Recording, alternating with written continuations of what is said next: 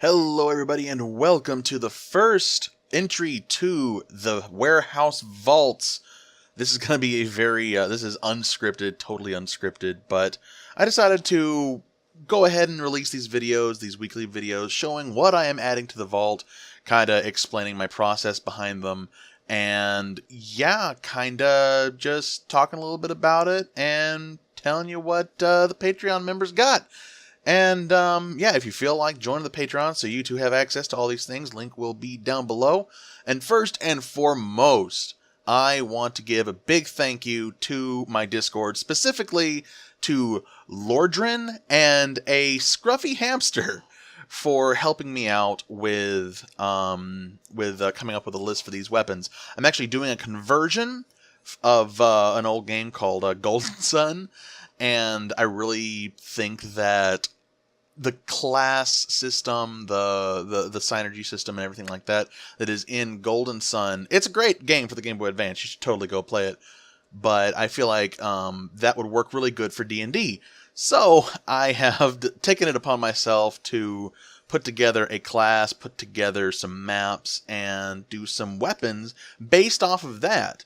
Kind of using the original game as inspiration. But that being said, let's go ahead and get into the actual weapons themselves. We got 3 today. This is all very last minute. I might have a lot more for next week, but the plan is every week I'm going to contribute something to the vault, and once what's in there, everybody who has access to Patreon, you will always have access to the vault and everything within it. But moving on, the first thing we have is the Echo Blade.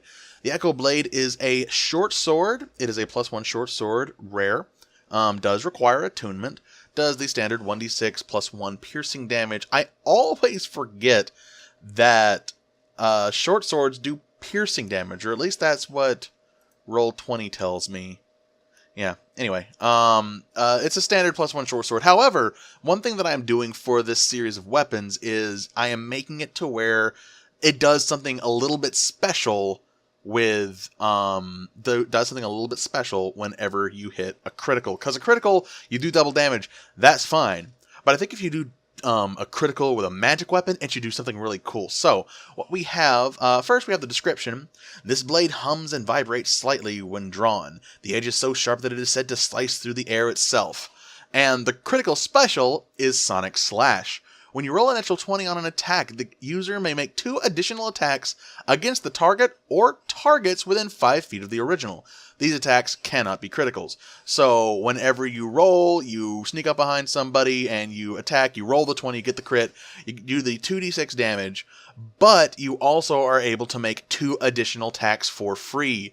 So it's like the blade is like echoing and like flashing out at the same time, and you're able to deal a lot of damage, up to a potential 4d6 damage on one target. That's not including any modifiers, or if you're a Hexblade, or if you have, if you're a Paladin and you have Smite, that's not including that. So this can very quickly become very, very powerful, but I think the fact that it is just a 1d6 actually balances itself out, and it is a 1 in 20 chance of you actually getting the critical, but you must make the rolls for those additional attacks. So they can miss. It is just a potential of a whole wallop of damage. Moving on to the next blade. Now, I plugged in some words into various Elvish translators to come up with this, but here we have Raftala. Not to be confused with Raftalia, the current waifu of this anime season, but we have Raftala, or the Wave Blade. This is a +2 rapier. It is very rare and requires attunement, has finesse, does the 1d8 +2 slashing damage. A rapier of elven make. This green-tinged blade leaves a shimmering afterimage when it is in motion. So if you like pull out the sword and like you're moving the blade, it kind of like has that slight blur effect. Visually in my head, it sounds really cool. But critical special, Vorpal Wave. Whenever you roll a natural 20 on an attack, a wave of energy extends out in a 15-foot cone, dealing 2d6 slashing damage to any target creature in that cone. So you rush up to someone, you draw the sword, and you slash with them. Whenever you slash, it like does this like beat, like this green energy blade just like lashes out at everything that, of course, you would consider hostile, everything in a 15-foot cone. And that is I think that'd be a really cool thing.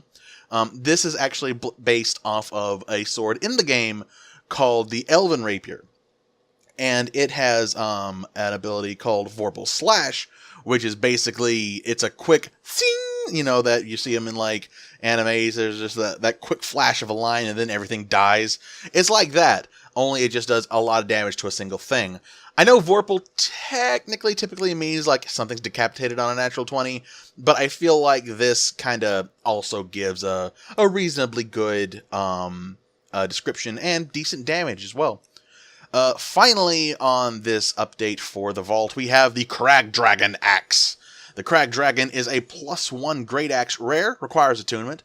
It is heavy two-handed, does 1d12 plus 1 slashing damage. A massive axe carved from lava rock, with a ruby embedded in the head that resembled a draconic eye. The haft is a leather-wrapped bone, and this is really cool. I really enjoy this weapon. The critical special for this is Dragon's Roar. When you roll a natural 20 on an attack, you may let out a tremendous roar. All targets within 30 feet must succeed a DC 15 Wisdom saving throw or become frightened for 1 minute. So you go in with a barbarian. A barbarian has this axe. He's slashing at everybody. He rolls a crit. He just lets out a roar, and then, sure, why not? Everybody is freaking scared, and they all turn tail. I feel like that is just a really cool, I'm going to say things are really cool a lot. Like whenever I build these weapons, whenever I take inspiration from other weapons, I try to imagine what is something that I would like to have. What is something cool that I would like to have? And I feel like these weapons, all these weapons really, have the potential to be really, really interesting. They don't need to do all the extra damage, even though 2 of these are specifically about dealing extra damage. But I feel like this Dragon's Roar as a Great Axe is a really cool, it's a really cool addition. And you do something cool with them. You roll a crit. You manage to get a magic weapon. You manage to roll a 20 on it while you're battling. Why can't you just keep going? Why can't you have something cool happen?